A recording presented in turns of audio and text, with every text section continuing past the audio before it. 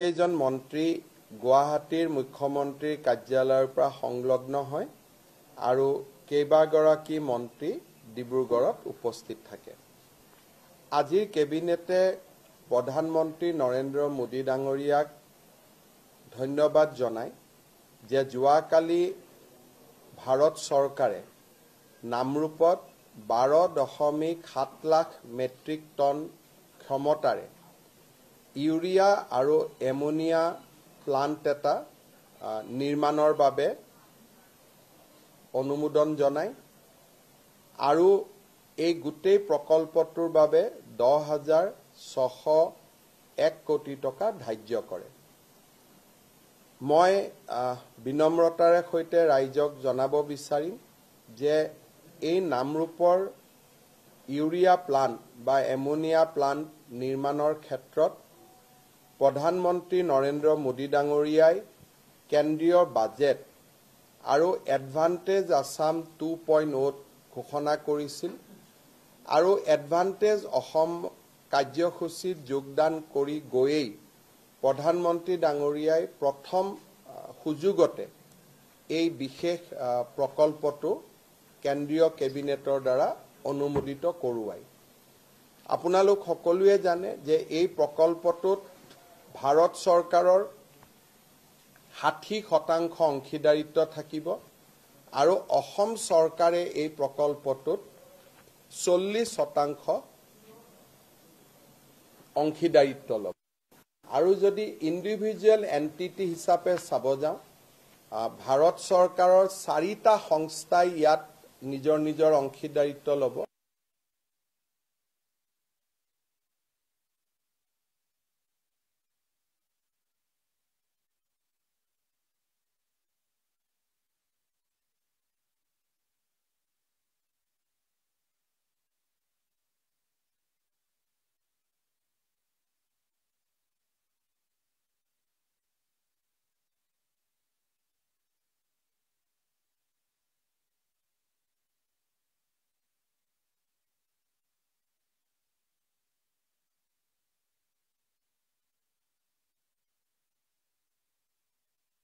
প্ৰয়োজনীয় যিখিনি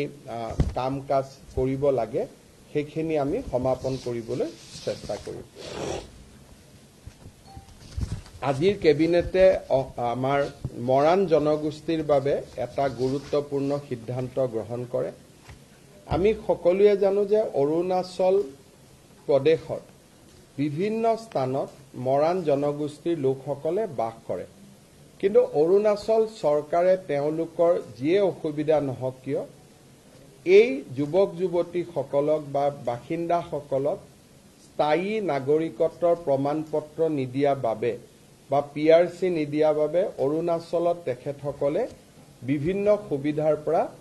বঞ্চিত হ'বলগীয়া হয়।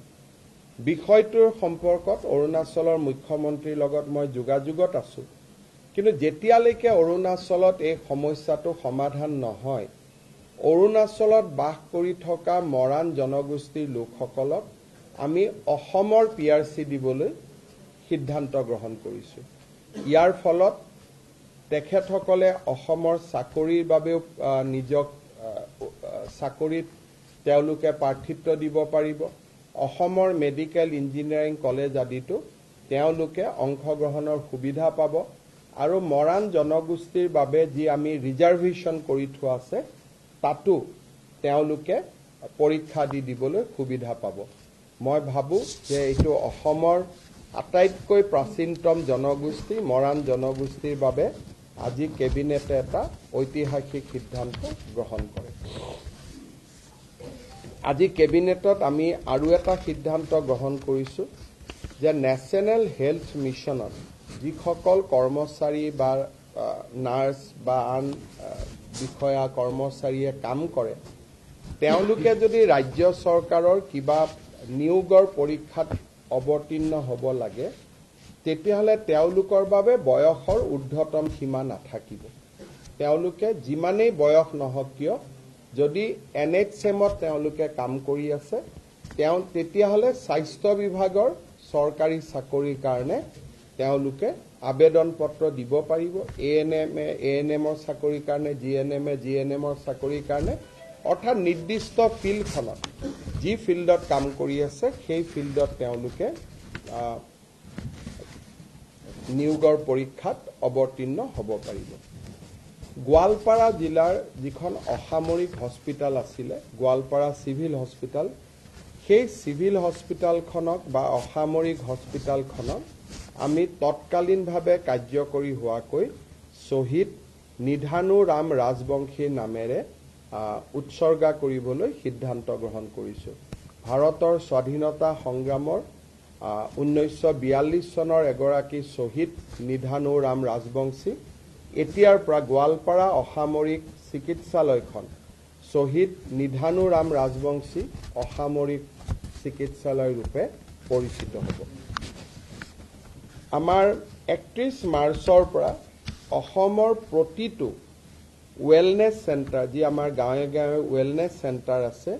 সেই ৱেলনেছ চেণ্টাৰত একোটাকৈ স্বাস্থ্য শিবিৰ কৰিবলৈ ৰাজ্য চৰকাৰে সিদ্ধান্ত গ্ৰহণ কৰিছে স্কুলসমূহৰ এমালগেমেশ্যনৰ কাৰণে পৰিত্যক্ত বিদ্যালয়সমূহক যিকোনো চৰকাৰী কামত যাতে আমি ব্যৱহাৰ কৰিব পাৰোঁ তাৰ বাবে বহু দিনৰ পৰা এটা চিন্তা চৰ্চা চলি আছিল আজি কেবিনেটে সিদ্ধান্ত লয় যে যেতিয়া কোনোবা স্কুল এমালগেমেটেড হৈ যাব তেতিয়াহ'লে সেই মাটি তৎকালীনভাৱে জিলা আয়ুক্তৰ হাতলৈ গুচি যাব শিক্ষা বিভাগৰ পৰা জিলা আয়ুক্তলৈ যাব চৰকাৰী কাম-কাজত জিলা আয়ুক্তই তাক আবণ্টন কৰিব পাৰিব অনা চৰকাৰী কাম-কাজৰ বাবে বা এনজিঅ' আদিৰ বাবে যদি আবেদন হয় চৰকাৰৰ অনুমোদন লৈ জিলা আয়ুক্তই এনে খালী হৈ থকা বিদ্যালয়সমূহ আবণ্টন কৰিব পাৰিব আজি কেবিনেটত এইটো এটা গুৰুত্বপূৰ্ণ সিদ্ধান্ত লোৱা হয় প্ৰাগজ্যোতিষপুৰ ইউনিভাৰ্চিটি আৰু আমাৰ আউনীআটী বিশ্ববিদ্যালয় এই দুইখন বিশ্ববিদ্যালয়ৰে যিখন ফাৰ্ষ্ট ষ্টেটু বুলি কয় সেই ষ্টেটুখন আজি কেবিনেটে অনুমোদন জনায় doctor Bhupen Hazarika regional government film আৰু টেলিভিছন ইনষ্টিটিউটৰ অধ্যাপক অধ্যাপিকাসকলক কেবিনেটে AICT স্কেল দিবৰ বাবে আজি সিদ্ধান্ত গ্ৰহণ কৰে জোনাই বিধানসভা সমষ্টিত আজি কেবিনেটে সিমেন্ট চিচি টাঙনি ডেভেলপমেণ্ট ব্লক নামে নতুন ব্লক এটা নিৰ্মাণ কৰে জোনাই সমষ্টিটো যথেষ্ট ডাঙৰ সমষ্টি আছিল এটাই মাত্ৰ তাত ব্লক থকাৰ বাবে ৰাইজৰ অসুবিধা হৈছিল আজি জোনাই সমষ্টিত আমি সিমেন্ট চিচি টাঙনি উন্নয়ন খণ্ড নামে আৰু এটা উন্নয়ন খণ্ড গঠনৰ সিদ্ধান্ত গ্ৰহণ কৰোঁ আজি আমাৰ কেবিনেটত কমতাপুৰ মৰাণ আৰু মটক অট'নমাছ কাউন্সিলৰ তিনিওখন বিল সংশোধন কৰাৰ বাবে সিদ্ধান্ত গ্ৰহণ কৰা হয় এই সিদ্ধান্তৰ ফলত কমতাপুৰ পৰিষদত কোচ ৰাজবংশীৰ উপৰিও ST, SC, OBC আৰু MOBC থকা গাঁওসমূহো সন্নিৱিষ্ট হ'ব মৰাণ আৰু মটক কাউন্সিল দুখনতো সেই ধৰণে আমি এমেণ্ডমেণ্ট আনিছোঁ যে যদি কৰবাত 50%তকৈ কম মৰাণ মটক জনগোষ্ঠীৰ লোক থাকে তেওঁলোকো অট'নমাছ কাউন্সিলত সোমাব পাৰে তাৰ ব্যৱস্থা আজি আমি কৰিছোঁ কিন্তু এইখিনি পাৰ্ট ভিলেজ হিচাপে হ'ব অন্যান্য জনগোষ্ঠী কাউন্সিলত নোসোমাই মৰাণত মৰাণ মটকত মটক এই ধৰণে আমি ব্যৱস্থা কৰিছোঁ আজি কেবিনেটে এটা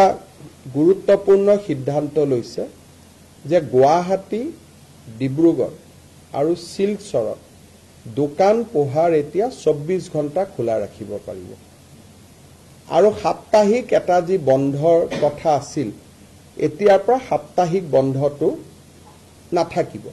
চৰকাৰী নিয়মত নাথাকিব কোনোবাই বন্ধ কৰিব খুজিলে কোনো আপত্তি নাই ডিব্ৰুগড় গুৱাহাটী আৰু শিলচৰ পৌৰ নিগম মিউনিচিপালিটি কিন্তু বাকি টাউনসমূহত যাক এই গুৱাহাটী ডিব্ৰুগড় শিলচৰ মিউনিচিপালিটি কৰ্পোৰেশ্যন কিন্তু বাকি টাউনসমূহত ৰাতি 2টা বজা পৰ্যন্ত দোকান পোহাৰ খোলা ৰাখিব পাৰিব গ্ৰাম্যাঞ্চলত ৰাতি 11 বজালৈকে দোকান পোহাৰ খোলা ৰাখিব পাৰিব, যাতে আমাৰ ক্ষুদ্ৰ ব্যৱসায়ীসকলৰ উপাৰ্জন বৃদ্ধি হয়। তাৰ বাবে আমি এই ব্যৱস্থাটো গ্ৰহণ কৰিছোঁ। কিন্তু শ্ৰমিকক বছৰত সপ্তাহত 48 ঘণ্টাতকৈ বেছি কাম কৰাব নোৱাৰিব, একেটা ষ্ট্ৰেচত 9 ঘণ্টাতকৈ বেছি কাম কৰাব নোৱাৰিব। আৰু শ্ৰমিকক মই 24 ঘণ্টা দোকান খোলা ৰাখিলোঁ, তাৰমানে শ্ৰমিকৰ 3টা শিফ্ট কৰিব লাগিব। তাৰমানে শ্ৰমিকসকলক কষ্টত দি পেলাই এইটো সুবিধা নহয়। ইয়াৰ ফলত এমপ্লয়মেণ্ট যাতে বৃদ্ধি হয়। 9 আৱাৰ্ছৰ কাৰণে যদি দোকানখনে 2টা এমপ্লয়ী ৰাখিছিল, এতিয়া 24 ঘণ্টাৰ কাৰণে তেওঁ 2টা 3টা শিফ্টত আৰু 4জন বেছিকৈ এমপ্লয়ী ল'ব, যাতে আমাৰ অসমত নিয়োগৰ সুবিধা হ'ব পাৰে, ব্যৱসায় বাণিজ্য ভাল হ'ব পাৰে বিহুৰ বতৰৰ আগত, পূজাৰ বতৰৰ আগত। তাৰ বাবে আমি এই সিদ্ধান্ত গ্ৰহণ কৰিছোঁ আৰু মই ভাবোঁ যে এই সিদ্ধান্তই আমাৰ অসমৰ ব্যৱসায়ী মহলক যথেষ্ট সহায় কৰিব। আমাৰ অসমৰ কামৰূপ আৰু বঙাইগাঁও জিলাত 2খন PRF আছিল। PRF মানে প্ৰপ'জ ৰিজাৰ্ভ ফৰেষ্ট। এখনৰ নাম চৰাইবাহা, এখনৰ নাম খোৰাগাঁও। এই 2খনকে আমি ৰিজাৰ্ভ ফৰেষ্টলৈকে আজি কনভাৰ্ট কৰিছোঁ। তাৰ ফলত অসমত বনাঞ্চলৰ মাটিকালি বৃদ্ধি হ'ব। এই 2খন প্ৰপ'জ ৰিজাৰ্ভ ফৰেষ্ট হোৱা বাবে আমাৰ ৰিজাৰ্ভ ফৰেষ্টৰ মাটিকালি 700 হেক্টৰ বৃদ্ধি পাব। আজি আমাৰ কেবিনেটত আৰু এটা সিদ্ধান্ত গ্ৰহণ কৰা হয়। ডেভেলপমেণ্ট কাউন্সিলসমূহে কেতিয়াবা নিজৰ বাজেট নাথাকিলেও অতিৰিক্তকৈ কিছুমান অৰ্ডাৰ আদি দিয়া দেখা যায়। কিছুদিন আগতে তেনেকৈ সোণোৱাল কছাৰী কাউন্সিলত খেলি মেলি হৈছিলে, আমৰি কাৰ্বিত খেলি মেলি হৈছিল। কাউন্সিলে নিজৰ বাজেটতকৈ বেছি ধনৰ কোনো ঠিকা দিব নোৱাৰিব বুলি আজি কেবিনেটে নিজৰ বিধিখন সংশোধনী কৰে। চাহ বাগিচা অঞ্চলত ৰাস্তা বনাবৰ বাবে কেবিনেটে আজি 262 কোটি টকা অনুমোদন জনায়। আজিৰ কেবিনেটত আমি আৰু এটা সিদ্ধান্ত গ্ৰহণ কৰোঁ। আপোনালোকে জানে যে দীৰ্ঘদিন ধৰি অসমৰ প্ৰাথমিক বিদ্যালয় শিক্ষক সংস্থা আৰু আনসকলে এটা দাবী কৰি আহিছিল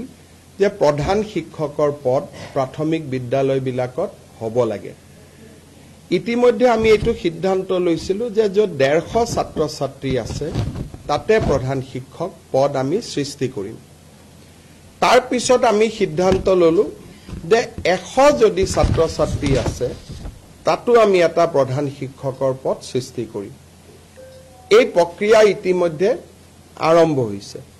কিন্তু আজি আমি কেবিনেটত এটা খুব ইম্পৰ্টেণ্ট সিদ্ধান্ত লৈছোঁ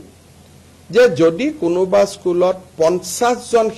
ছাত্ৰ ছাত্ৰী আছে, 50 টোটেল যদি ষ্টুডেণ্ট আছে LP স্কুলত, এইটো UP আৰু হাইস্কুলক লৈ এইটো সমস্যা নাই, এইটো অকল LP স্কুলক লৈ সমস্যা আছিলে। যদি 50 জনো ষ্টুডেণ্ট আছে তেতিয়াহ'লে তাত আমি এটা প্ৰধান শিক্ষকৰ পদ সৃষ্টি কৰিম। এই সিদ্ধান্তৰ ফলত বহুদিন ধৰি প্ৰাথমিক শিক্ষক সন্মিলনী বা আন শিক্ষকসকলে কৰি অহা বিভিন্ন তেওঁলোকৰ ক্ষোভ বা প্ৰতিবাদ সামৰণি পৰিব বুলি মই বিশ্বাস কৰোঁ যে এতিয়া 50 জন ছাত্ৰ ছাত্ৰী হ'লেই এজন প্ৰধান শিক্ষকৰ পদ আমি স্কুলত সৃষ্টি কৰিম। আৰু এই প্ৰধান শিক্ষকসকল DDO হ'ব, তেওঁলোকৰ বিত্তীয় আৰু প্ৰশাসনিক ক্ষমতাও থাকিব। এতিয়া মই আপোনালোকৰ এটা বিশেষ ইতিহাসৰ পৃষ্ঠালৈ আপোনালোকৰ ধ্যান আকৰ্ষণ কৰিব খুজিম। অসমৰ প্ৰথমগৰাকী অকংগ্ৰেছী মুখ্যমন্ত্ৰী শ্ৰী গোলাপ বৰবৰাৰ জন্ম শতবাৰ্ষিকী 29 আগষ্ট 2025 পৰা আৰম্ভ হ'ব। অসমৰ ৰাজনীতিত আৰু আমাৰ জাতীয় জীৱনত প্ৰয়াত গোলাপ বৰবৰাৰ এক সাগৰ সমান বৰঙণি আছে। আমি সকলোৱে জানো যে 1968 চনৰ পৰা 1974 চনলৈ তেখেত ৰাজ্যসভাৰ সাংসদ আছিল। জৰুৰী অৱস্থাৰ সময়ত কংগ্ৰেছে তেখেতক কাৰাগাৰত নিক্ষেপ কৰিছিল। 1978 চনৰ 12 মাৰ্চ তাৰিখে অসমৰ 6জন মুখ্যমন্ত্ৰী হিচাপে তেওঁ দায়িত্ব গ্ৰহণ কৰিছিল। তেখেতৰ নেতৃত্বত 10 বিঘা মাটি পৰ্যন্ত খেতিয়কৰ খেতিৰ খাজানা মাফ হৈছিল। 10ম শ্ৰেণী পৰ্যন্ত সকলো বিদ্যালয়ৰ মাচুল মাফ কৰি দিয়া হৈছিল। চিকিৎসালয়ত গভৰ্ণমেণ্ট চিকিৎসালয়ত মাচুল নোহোৱাকৈ ৰোগী চোৱাৰ ব্যৱস্থা তেওঁৰ দিনতে আৰম্ভ হৈছিল। দয়াং বনাঞ্চলত থলুৱা লোকৰ মাটি সংৰক্ষণৰ বাবে তেখেতে কাম কৰিছিল আৰু এই ধৰণে তেখেতে বহুবিলাক আনকি অসমত ক্ষুদ্ৰ চাহ বাগিচা নিৰ্মাণৰ কামতো তেখেতে এক বিশাল বৰঙণি আগবঢ়াইছিল। ৰাজ্য চৰকাৰে গোলাপ বৰবৰা ডাঙৰীয়াৰ জন্ম শতবাৰ্ষিকী গাম্ভীৰ্যপূৰ্ণভাৱে এটা বছৰ পালন কৰিবলৈ সিদ্ধান্ত লৈছে। 29 আগষ্ট 2025 পৰা আৰম্ভ হ'বলগীয়া এই জন্ম শতবাৰ্ষিকীত আমি কেনেদৰে পালন কৰিম তাৰ বিষয়ে নিৰ্ধাৰণ কৰিবলৈ মন্ত্ৰী ৰঞ্জিত কুমাৰ দাস, ডক্টৰ ৰণোজ পেগু আৰু অজন্তা নেওগৰ নেতৃত্বত এখন কেবিনেট সাব কমিটি গঠন কৰা হৈছে আৰু এই কেবিনেট সাব কমিটিখনে প্ৰয়াত গোলাপ বৰবৰাৰ পৰিয়াল আৰু তেওঁৰ সান্নিধ্য লাভ কৰা ব্যক্তিসকলৰ লগত আলাপ আলোচনা কৰি এটা বছৰজোৰা পৰিকল্পনা প্ৰস্তুত কৰিব যাতে গোলাপ বৰবৰাৰ আদৰ্শক আমি অসমৰ নতুন প্ৰজন্মৰ মাজলৈ লৈ যাব পাৰোঁ। ইয়াৰ উপৰিও এই বছৰটোৰ ভিতৰতে অসমৰ এখন ৰাজ্যিক শিক্ষানুষ্ঠানত বা আন ৰাজ্যিক এটা অনুষ্ঠানত প্ৰয়াত গোলাপ বৰবৰাৰ নামেৰেও নামাঙ্কিত কৰাৰ বাবে আমি সিদ্ধান্ত লৈছোঁ আৰু কেবিনেট সাব কমিটিখনে এই অনুষ্ঠানটো আমাক দেখুৱাই দিব যে এই অনুষ্ঠানটি আপোনালোকে বা কেবিনেটে গোলাপ বৰবৰাৰ নামত নামাঙ্কিত কৰিব পাৰে। মই সকলো ৰাইজৰ এই ক্ষেত্ৰত সহযোগিতা বিচাৰিছোঁ। চতুৰ্থতে আমাৰ এইকেইটা দিন বাতৰি কাকতত ৰংঘৰত কৃত্ৰিম বানপানী সৃষ্টি হোৱাৰ বাতৰি ওলাই আছে। ৰংঘৰ পৰ্যবেক্ষণ কৰিবলৈও কেবিনেটে এটা লোক নিৰ্মাণ বিভাগ আৰু ৱাটাৰ ৰিচোৰ্চ ডিপাৰ্টমেণ্ট আৰু আৰ্বান এফেয়াৰ্ছ ডিপাৰ্টমেণ্ট আৰু আৰ্কিঅলজি ডিপাৰ্টমেণ্ট এই চাৰিওটা ডিপাৰ্টমেণ্টৰ বিষয়া সন্নিবিষ্ট এটা এক্সপাৰ্ট টিম ৰংঘৰলৈ পঠাবৰ বাবে সিদ্ধান্ত গ্ৰহণ কৰিছে। কেবিনেটত লোৱা সিদ্ধান্ত একেটাই আছিল। আপোনালোকৰ যদি কিবা সুধিব আছে সুধিব পাৰে। हिंदी में बोलने के लिए तकलीफ होगा, अभी इतना लंबा है, मुझको दोबारा आधा घंटा चाहिए। हमारे भारत सरकार की जो बजट थे उस बजट में नामरूप में एक 12 लाख मेट्रिक टन की यूरिया एमोनिया प्लांट बनाने का निर्णय लिया गया था। वही निर्णय को प्रधानमंत्री जी ने हमारे निवेश सम्मेलन में भी दोहराया थे। कल union cabinet under the chairmanship of our beloved prime minister है, उन्होंने ये पूरा प्रकल्प को स्वीकृति दिया। आज हमारे कैबिनेट ने प्रधानमंत्री जी को इसके लिए अपना कृतज्ञता जताया और हमारा आशा है कि प्रधानमंत्री जी अगले बार जब असम में आएगा, खास करके सितंबर अक्टूबर महीना में, उसी समय ये यूरिया एमोनिया प्लांट का शिलान्यास भी जरूर करेगा। हम प्रधानमंत्री जी को असम वासियों का ओर से बहुत बहुत धन्यवाद देता हूँ। अरुणाचल में जो हमारे मरान जनगोष्ठी का लोग है, अभी तक अरुणाचल सरकार उनको परमानेंट रेसिडेंशियल सर्टिफिकेट नहीं दिया है। जब तक अरुणाचल परमानेंट रेसिडेंशियल सर्टिफिकेट नहीं देगा तब तक असम सरकार उनको परमानेंट रेसिडेंशियल सर्टिफिकेट असम का देने का काम करूंगा। लेकिन हम लोग निरंतर प्रयास करूंगा कि अरुणाचल में भी वो लोगों को पीआरसी मिले। কেন্দ্ৰীয় মন্ত্ৰী নিতিন গাডকাৰীয়ে কালি ঘোষণা কৰিছিলে ৰাষ্ট্ৰীয় ঘাইপথ আৰু দলং ইত্যাদি নিৰ্মাণৰ বাবে 3 লাখ কোটি টকা পৰ্যন্ত দিয়া হ'ব আৰু আমেৰিকাৰ সমপৰ্যায়লৈকে লৈ যোৱা হ'ব বুলি মইতো ভাবো যে আমি যি ধৰণে নেশ্যনেল হাইৱে যোৰহাটৰ পৰা ডিব্ৰুগড়ত বনাই আছো আমি নেশ্যনেল হাইৱেৰ ওপৰতো হেলিকপ্টাৰো লেণ্ড কৰাম আৰু প্লেনো আমি লেণ্ড কৰাম এই বছৰটোৰ ভিতৰত আপোনালোকে তেনেকুৱা বহুত পৰিঘটনা অসমত দেখিবলৈ পাব যে অসমৰ ৰাস্তাত এয়াৰফোৰ্চৰ ফ্লাইট নামিব অসমৰ ৰাস্তাত হেলিকপ্টাৰ নামিব অসমত সুৰংগ হ'ব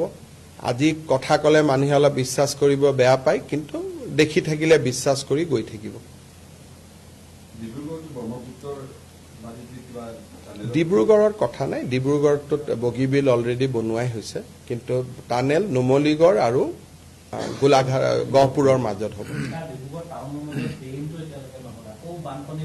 কালি আমি ডিব্ৰুগড়ত আলোচনা কৰিছো কালি মিটিং ৰাখিছো ডিব্ৰুগড়ৰ ওপৰত কালি ডিব্ৰুগড়ৰ আৰ্টিফিচিয়েল ফ্লাডৰ ওপৰত আমি মিটিং ৰাখিছো তেতিয়া আপোনালোকক ক'ব পাৰিম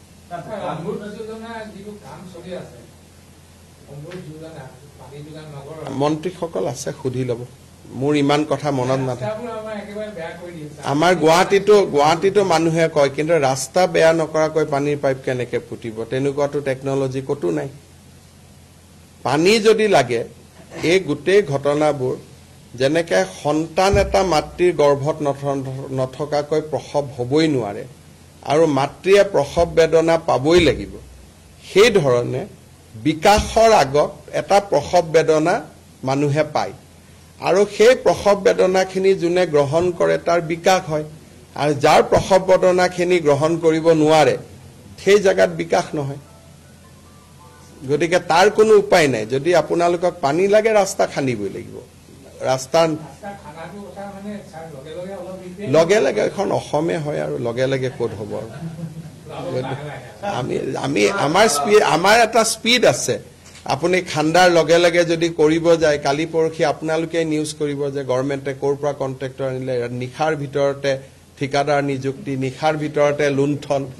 আমি চব কৰিব পাৰো আপোনালোকৰ হেডলাইন বিলাকে আমাক বান্ধি ৰাখে নহয় কামটোতো চলি আছে মই কালিও চাব যাম 5000 এখনতো প্ৰায় ৰেডিয়ে হৈ যাব কিন্তু মই অলপ চেষ্টা কৰিছো যাতে অলপ গোটেইখন ঘেৰাও কৰি হ'ব পাৰে স্যাৰ অৰুণাচলৰ যেটো মেটাৰ ক'লে মৰাণ কমিটি স্যাৰ তাতো একচুয়ালি ছটা জনগোষ্ঠীয়ে আন্দোলন কৰি আছে পাৰ্টিকুলাৰলি পিআৰসি মোক মৰাণ সকলে সাক্ষাৎ কৰিছে আন জনগোষ্ঠীও যদি মোক সাক্ষাৎ কৰে তাতো ব্যৱস্থা লয় আমাৰ যেটো লেকান যেটো কনস্টিটুৱেন্সি আছে মোক এতিয়ালৈকে মৰাণ সকলে সাক্ষাৎ কৰিছে স্মাৰক পত্ৰ দিছে মই কৰি দিছো আৰু যদি কাবাৰ পেটত ভোক আছে আমাক ক'ব কিন্তু অৰুণাচলৰ আন্দোলনটোৰ সংজ্ঞাটো অসম চৰকাৰে ল'ব নোৱাৰে কিন্তু অসমৰ যদি কোনবা কমিউনিটি তাৰ কাৰণে এফেক্টেড হৈছে যেহেতু আমি আনডিভাইডেড উত্তৰ পূৰ্বাঞ্চল আছিলো কোনোবা নিগোষ্ঠী যদি এফেক্টেড হৈছে মোক স্মাৰক পত্ৰ দিলে মই বিবেচনা কৰিম মৰাণ সকলে মোক স্মাৰক পত্ৰ দিছিলে কাৰণে বিষয়টো বিবেচনা কৰা হৈছে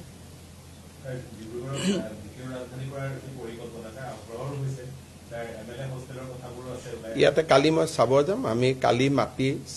সিলেক্ট কৰিম এই বছৰটোৰ ভিতৰতে ডিব্ৰুগড়ত অসম বিধানসভা এমএলএ হোষ্টেল অধ্যক্ষৰ বাসভৱন এই গোটেইবিলাক নিৰ্মাণৰ কাম আৰম্ভ হ'ব মোহনবাৰী এয়াৰপোৰ্টৰ যিটো আমি আগতে